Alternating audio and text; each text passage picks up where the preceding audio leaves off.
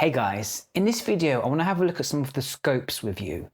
The scopes allow us to visualize the data in the image and have a better understanding of exactly where that color range is. Guys, sometimes we may find ourselves working in different places. We could have different lighting. If there's like a yellowish light, that can affect your eyes. All the ambient light can affect the way that we see light. Our eyes are, unfortunately, they adjust to their surroundings, so they can shift and we cannot even be aware of it, guys. So most of all, I try and stay away from like yellow incandescent lights and work in natural daylight or in darkness. But even then, I've found that after a while of looking at the screen, what I think is white can be slightly blue or slightly yellow. And sometimes I've used like an auto white balance and I've just thought, oh, that doesn't look right, even though I've used an auto white balance. But actually my eyes have changed. So I might go for a little walk, just look outside a little bit, let my eyes adjust back to normal colors and then come back and then be like, oh yeah, that makes sense now. So guys, all that's to say is our eyes are not dependable. Our screens can also not be dependable as well, guys. We want to be using Pantone screens, but even those may need calibrating. I found my small laptop OLED monitor looks different to this monitor, so it did need calibration, and you might find that as well. Luckily, there are some tools like the Pantone Huey, which is quite cheap, and other monitor calibrators that we can use to make sure the colors that we're seeing on the screen are perfect. That being said, guys, instead of trusting our biological hardware, what we've got here is mathematical hardware with the waveforms. And if we can read the waveforms, that can give us a confirmation about what we're seeing in the image. So guys, in this video, I want to introduce you to the scopes and how to read them. If I use a few tools that you haven't seen yet, don't worry, we're going to go into those later on. Just focus for now on reading the scopes. So in the bottom corner here, we've got the parade, and the parade is showing us the reds, the greens, and the blues separated. If we switch that to the waveform, we see the same image, but they're all overlaid on top of each other. So you can see how these are the same shape. If we go to the waveform, now they're all on top. I can press expand. So guys, what we're looking at here is a representation of the image here. As I'm pulling my mouse over the image, it's just showing where that is represented in the graph. And you can see basically from left to right, the image is representing everything. And it basically lays across like this. This is everything here. This bit here is the lady, and this bit here is this lady here. Dark areas are at the bottom here, and light areas are at the top. We can see we've not quite hit the bottom or the top, so it means we've not lost any data basically in this image, which is great. Now, the colors are represented by the colors, so where there's red at the bottom, it means instead of having a pure black, we've got a little bit of shifted colors at the bottom, and instead of having a pure white, we've got a little bit of red at the top. So sometimes, guys, ideally, we may want to balance our image so the very blacks are black and the very whites are white. This image is already looking really nice to me, guys, so I don't feel like we need to do that. But if I did want to do that, guys, I could grab this darks level and just pull it up a little bit, and now we've got a white line at the bottom, and I could have done that with the blacks as well, but that's quite white there now. And now to try and get rid of that red at the top, let's go to the other side of this HDR wheel, and specular might be too bright. Let's try highlights. Just pull that down a little bit. So look, I'm putting the reds at the top here down. So now we've got our blacks are a little bit more black and our whites are a little bit more white. Let's undo that.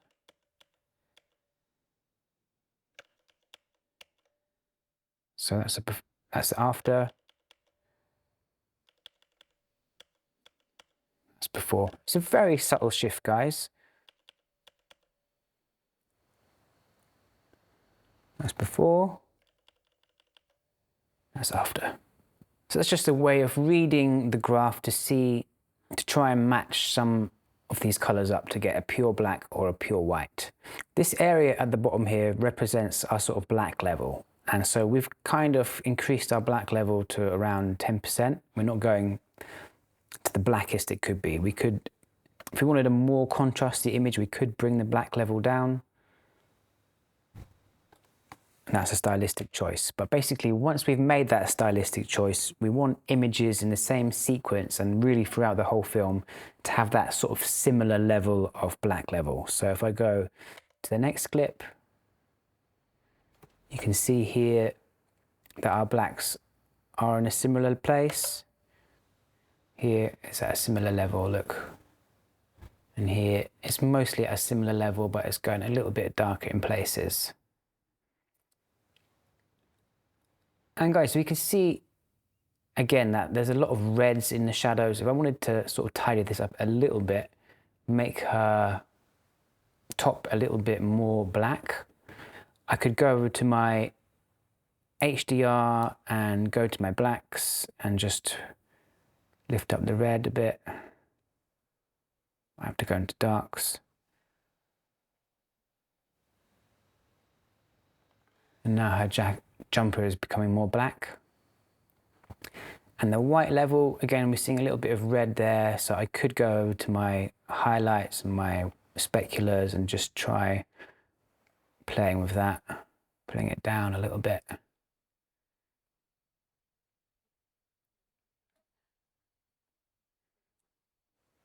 So look at the next clip.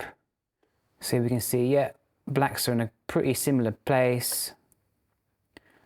And we can see quite a nice spread of colors here. We can see all the reds. The reds are generally higher than the greens and the blues throughout the midtones. Also the shadows and the highlights. So we could try and correct those again if we want. And there we go. So guys, basically the waveform is showing us the image from left to right and the spread of the colors and how bright they are. The parade is the same thing, but it's just split into the red, green and blue. So we see it as separate images. And finally, we've got a vector scope. Now guys, the vector scope can be an easy way of seeing the colors. Look, we've got red, magenta, blue, cyan, green and yellow. And here we can see, look, this image is all mostly in this sort of skin tone, yellow, gold region. And all these other colors have been kind of cancelled out. So if we were looking at the waveform, we might think, oh, there's quite a lot of different colors there, but a lot of the time those colors are cancelling each other out. And in the vector scope, we can see, yeah, most of it is all going towards red. And it's quite a thin, it's quite a stylistic choice of colors, basically. That's all quite thin, heading up towards red. And this line here on the vector scope represents skin tones. So we can see it's all within skin tones. A little bit on the red side of the skin tones, which is an artistic choice. If we hover over the image, we can see exactly where we are on the scope. We can also zoom in a little bit. Oh, we've got the 2x zoom already on, so that's it. Normally, that's a 2x zoom on. And basically the length of this bar is indicating the saturation. If I pull saturation out of the image, you can see it's shrinking to black and white. If I increase saturation, you can see it's spreading out and we're getting more colors, but it's not what I'm looking for with this image. Okay, so guys, those are the main three that we use. Histogram is a bit histogram we kind of use on the camera. I don't use it so much on the editing side, but again, it's just bright levels on this side, dark levels on that side. But here I find the waveform and the parade are a little bit more useful. And vector scope is a great way of checking your skin tones and sort of seeing how those colors can cancel each other out and what you're left with, which is a bit more realistic. Okay guys, so one final recap. Use the parade and the scopes to check your black levels, make sure they're all sort of similar. They don't have to be exactly identical, especially if you're in different scenes, if you're outside, if you're in a shadowy place. Don't worry about it being perfect, but have them similar throughout the whole video. Check your skin tones with the vector scope. Again, they can be a little bit off if that's an artistic choice. And you can use these colors here, try and match them up if you want to balance your blacks and whites. It's not essential, but guys, it can be a good way of tidying up your corrections, just to have everything at the blacks pure black and everything at the whites pure white. So hope that makes sense, guys. Just an introduction about using the scopes, short and sweet, and don't worry too much about those tools that I'm using to adjust it just yet. Just kind of starting to understand, look, this is the highlight colors, this is the shadows, this is the midtones. As I lift up my gain, I'm pushing the image up. As this sort of flattens up at the top, we're losing data, it's being crushed. Put it down. Now we've got a larger spread, we can see more detail. I can do the same to the bottom. Now we're losing detail in the shadows. And there we go. Here's the midtones, so I can adjust the midtones here. And basically we're going to look at this in a bit more detail as we discuss the different curves, the log wheels, and the other ways of adjusting the image. Thanks for watching, guys. See you in the next video.